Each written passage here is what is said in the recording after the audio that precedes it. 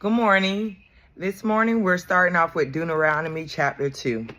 It's entitled Remember Israel's Wandering. Then we turned around and headed back across the wilderness toward the Red Sea, just as the Lord had instructed me.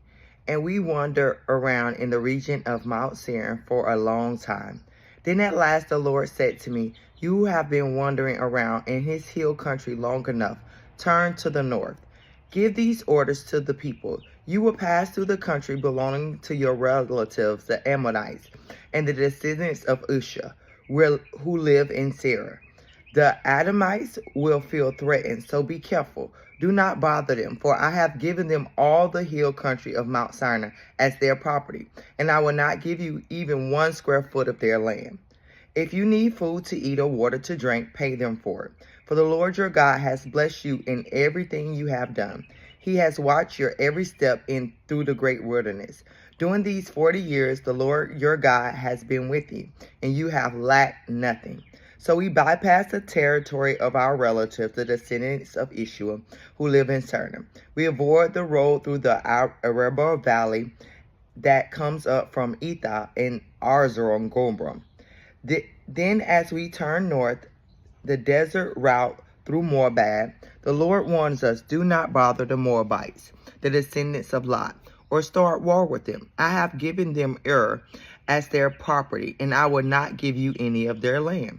A race of giants called the Amorites had once lived in the area of They were as strong and numerous and tall as the Anakites, another race of giants. Both the Amorites and the Alakites are also known as the Raphites, though their Moabites called them the Ammonites. In earlier times, the Horites had lived in Syria, but they were driven out and displaced by the descendants of Ishmael, just as Israel drove out people of Canaan when the Lord gave Israel the land. Moses continued, Then the Lord said to us, Get moving, cross the Zebra brook. So we crossed the brook. 38 years passed from the time we first left Kashadabram until we finally crossed the brook. By then, all the men old enough to fight the battle had died in the wilderness, as the Lord had vowed would happen. The Lord struck them down until they all had been eliminated from the country. When all the men of fighting age had died, the Lord said to me, Today you will cross the border of Moab at Ar and enter the land of the Amorites, the descendants of Lot. But do not bother them or start war with them. I have given them the land of Anam to them as their property, and I will not give you any of their land. This is their area. They also were as strong and numerous and as tall as the Akanites, but the Lord destroyed them, and the Amorites could occupy their land. We're in chapter 2, verse 22 now. He had done the same for the descendants of Ushua, who lived at Seir, for he destroyed the Horites so that they could settle in their place. The descendants of Ushua lived there to this day. A similar thing happened when the Canaanites from Crete invaded and destroyed the Avites, who had lived in the area of Gaza. Moses continued. Then the Lord said, Now get moving, cross the Gor. Look, I will hand over to you Sihon, the Amorite king of Heshbon, and I will give you his land. Attack him and begin to occupy the land. Beginning today, I will make people throughout the earth terrified because of you. When they hear reports about you, they will tremble in dread and fear. Victory over Sihon of Heshbon. Moses continued. From the wilderness of Kadabah, I sent ambassadors to King Hasha of Heshbon with a proposal of peace. Let us travel through your land. We will stay on the main road and won't turn off into the fields or on either side. Sell us food to eat and water to drink, and we will pay for it. All we want is permission to pass through your land. The descendants of Ushua who lived in Seir allow us to go there through their country, and so did the Moabites who lived in Let us pass through until we cross the Jordan into the land of the Lord our God is giving us. But King Sihon of Heshbon refused to allow us to pass through because the Lord your God made Sihon stubborn and defiant, so he could not help you defeat him, as he had done now. Then the Lord said to me, look, I have begun to hand King Shun and his land over to you. Begin now to conquer and occupy the land. The King Shun declared war on us and mobilized his forces at Jazer. But the Lord our God handed him over to us, and we crushed him, his sons, and all his people. We conquered all his towns and completely destroyed every one, man, woman, children.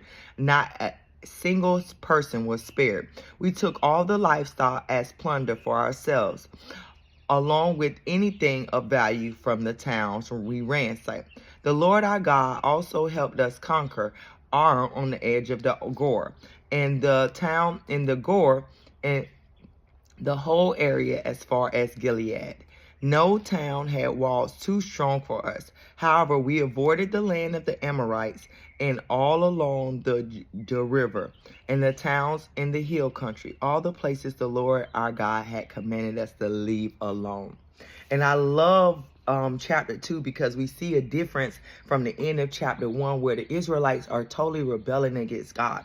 Now they choose, because I believe they learned their lesson like most of us do. We learn our lesson. We learn that in those, sometimes we should have trusted God, and he gives us another opportunity to do it again, because he's so gracious, he's so loving, he's so merciful. He gives us a second chance, and then we get the opportunity to do it right. And now you see the Israel, even though they're not going to be possess the promised land, they're following and obeying God's orders in these 40 years, and it really leads to great victory for the Israelites and them taking territories that as God designs. And as you can see too, the battles were a lot easier when they followed God and when obedient. So I want to encourage you that, and when we're obedient and we're walking on the path with God, the battles that we face, yes, they're going to come, challenges will come, the weapon will be formed, but the weapon will not prosper, because that's the promise that Christ gives us, that the weapon will be formed, but it won't prosper. And it's not going to prosper because we're walking in obedience, we're walking in alignment, and when we're walking in obedience and alignment, that gives us favor.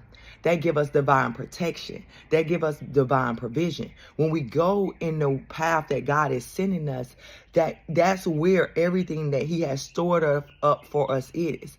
But sometimes, if we're honest, we can be like the Israelites when we second guess that path, or we try to go an alternative route because we may think it might be best or might be easier.